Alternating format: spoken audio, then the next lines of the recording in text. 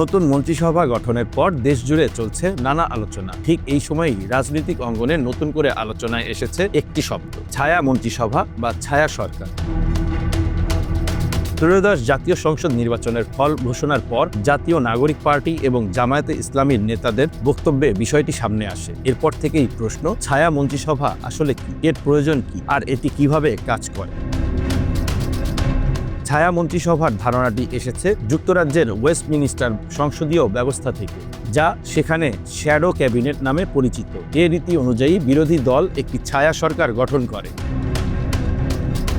যুক্তরাজ্যের পার্লামেন্টের ওয়েবসাইটে ছায়া মন্ত্রিসভার সংজ্ঞায় বলা হয়, এটি বিরোধী দলীয় নেতার নির্বাচিত একদল জ্যেষ্ঠ মুখপাত্রদের দল, যারা সরকারের মন্ত্রিসভার কার্যক্রমের প্রতিচ্ছবি হিসেবে কাজ করেন।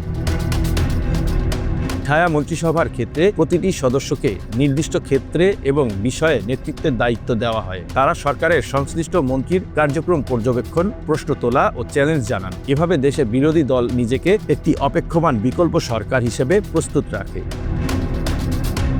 অর্থাৎ মন্ত্রিসভায় যেমন বিভিন্ন দপ্তরের মন্ত্রী থাকেন, তেমনি ছায়া মন্ত্রিসভায়ও বিরোধী দলের বিভিন্ন সদস্যকে এক একটি দপ্তরের দায়িত্ব দেওয়া হয়। সংশ্লিষ্ট দপ্তরের মন্ত্রী কি করছেন তার উপর নজর রাখেন তিনি। আবার ছায়া মন্ত্রিসভায় সরকারের মন্ত্রীদের সবার বিপরীতে ছায়ামন্ত্রী নাও থাকতে পারেন। এটি বিরোধী দলের সিদ্ধান্ত যে তারা কোন বিষয়ে ছায়ামন্ত্রী রাখতে চায়। যুক্তরাজ্যের পার্লামেন্টের ওয়েবসাইটে ছায়া মন্ত্রিসভার সংজ্ঞায় বলা হয়েছে, এটি বিরোধী দলীয় নেতা নির্বাচিত একদল সংসদীয় গণতন্ত্রে ক্ষমতাসীনদের জবাবদিহির মধ্যে রাখাটা গুরুত্বের সঙ্গে দেখা হয়। গণতান্ত্রিক সরকারের প্রধান দায়িত্ব জনগণের অধিকার প্রতিষ্ঠা করা। এ দায়িত্ব ঠিকভাবে পালিত হওয়ার বিষয়টি তদারকির প্রতিষ্ঠান সংসদ, আর সংসদীয় ব্যবস্থায় জবাবদিহি নিশ্চিতের গুরুত্বপূর্ণ অস্ত্র হল ছায়া মন্ত্রিসভা। উদাহরণ হিসেবে অস্ট্রেলিয়া ও কানাডার কথা বলা যেতে পারে। এসব দেশে ছায়া মন্ত্রিসভার কার্যক্রম বেশ দৃশ্যমান। অস্ট্রেলিয়ার ক্ষেত্রে দেখা যায়, বিরোধী দলের ছায়া মন্ত্রিসভা সরকারে থাকা মন্ত্রীদের কার্যক্রম ছায়ার মতো অনুসরণ করেন। অনেক ক্ষেত্রে দেখা যায়, নির্বাচনের মধ্য দিয়ে সরকার পরিবর্তনে বিরোধী দল ক্ষমতায় এলে ছায়া মন্ত্রীরা মন্ত্রিসভার গুরুত্বপূর্ণ দায়িত্ব পান। যুক্তরাজ্যের উদাহরণটি এখানে মোক্ষম। 2020 থেকে 2024 সাল পর্যন্ত বিরোধী দল ছিল লেবার পার্টি। সে সময় দলের নেতা কিয়ার স্টারমার একটি ছায়া মন্ত্রিসভা গঠন করেন। 2024 সালে লেবার পার্টি নির্বাচনে বিজয়ী হয়ে সরকার গঠন করলে ছায়া মন্ত্রিসভার অনেককেই নতুন সরকারে মন্ত্রী করেছিলেন।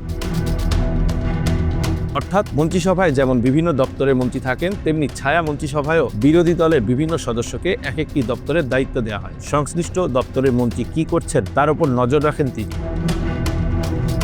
ছায়া মন্ত্রীদের কাজ শুধু সরকারের সমালোচনা করা নয়, বরং সংশ্লিষ্ট বিভিন্ন খাতের অংশীজনদের সঙ্গে যোগাযোগ রাখাও। এ অংশীজনদের মধ্যে নিয়োগকর্তা, কর্মী, সরবরাহকারী, গ্রাহক সবাই রয়েছে। যোগাযোগ রক্ষার মাধ্যমে ছায়ামন্ত্রীরা সংশ্লিষ্ট খাতের প্রকৃত সমস্যাগুলো সম্পর্কে জানতে পারেন এবং সরকারকে কার্যকর পদক্ষেপ নিতে চাপ সৃষ্টি করতে পারেন। যেমন কোনো দেশে শিক্ষা খাতের ছায়ামন্ত্রী স্কুলের অবকাঠামো উন্নয়ন কর্মসূচিতে অপচয় ও অব্যবস্থাপনার অভিযোগ তুলে ধরলেন। এর ফলে তদন্ত শুরু হলো এবং সরকার ভবিষ্যতে এমন কর্মসূচি বাস্তবায়নে আরও সাবধান হলো। যুক্তরাজ্যে ছায়া মন্ত্রিসভা নিয়মিতভাবে সরকারের কার্যক্রম পর্যবেক্ষণ করে এবং সংসদে মন্ত্রীদের প্রশ্ন করার মাধ্যমে জবাবদিহি নিশ্চিত করে। একইভাবে অস্ট্রেলিয়াতেও ছায়া মন্ত্রিসভা সরকারি সিদ্ধান্তগুলোকে গভীরভাবে পর্যালোচনা করে। ছায়া মন্ত্রিসভায় বিরোধী দলের কে কোন বিষয় বা মন্ত্রণালয় দেখবেন তা পরিষ্কারভাবে নির্ধারিত থাকে। বিরোধী দলের নেতারা এসব খাতের সমস্যা ও বাস্তবতা নিয়ে তথ্যভিত্তিকভাবে সরকারকে চ্যালেঞ্জ জানাতে পারে। একই সঙ্গে সাংবাদিক, গবেষক ও বিশ্লেষকদের জন্য সংশ্লিষ্ট বিষয়ে বিরোধী দলের উপযুক্ত মুখপাত্র খুঁজে পাওয়া সহজ হয়। সামগ্রিকভাবে বললে, ছায়া মন্ত্রিসভা গণতন্ত্রের জবাবদিহি জোরদার করে। দায়সারা অভিযোগ তোলার বদলে এর মাধ্যমে বিকল্প নীতি উপস্থাপন ও গঠনমূলক বিতর্কের পরিবেশ তৈরি হয়। এতে রাজনীতিতে দক্ষ ও মেধাবী মানুষের অংশগ্রহণ বাড়তে পারে। বাংলাদেশের প্রেক্ষাপটে ছায়া মন্ত্রিসভার আলোচনাটি নতুনই বলা চল। এর আগে আনুষ্ঠানিকভাবে কখনোই বাংলাদেশে ছায়া মন্ত্রিসভা গঠন দেখা যায়নি। রাজনৈতিক বিশ্লেষকরা মনে করছেন, এটি হলে গণতন্ত্র আরও শক্তিশালী হবে। অতীতে বাংলাদেশে বিরোধী দলকে অনেক সময় সংসদ বর্জন করতে দেখা গেছে। ফলে সংসদে যে আলোচনা, বিতর্ক হওয়ার কথা তা না হয়ে রাজপথে আন্দোলন গড়িয়েছে। তাতে হরতাল, অবরোধের মতো কর্মসূচি থেকে সহিংসতা দেশকে করে তুলেছে অস্থিতিশীল।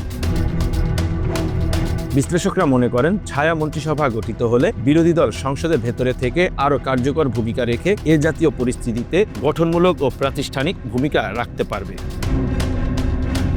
Bangla affairs news desk.